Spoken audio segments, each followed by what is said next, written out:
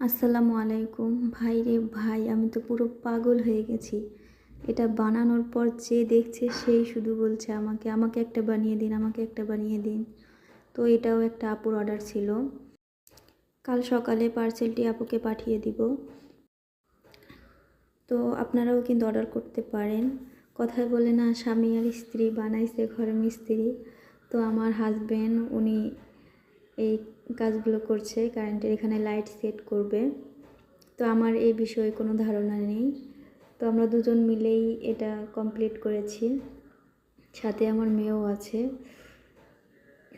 এটা দেখুন, এটা লাইট সেট করার পর এখানে প্রায় 7টি কালার হবে লাইট। তো অনেকেই মনে করেন এটা হয়তো বা বেশি হার্ড না।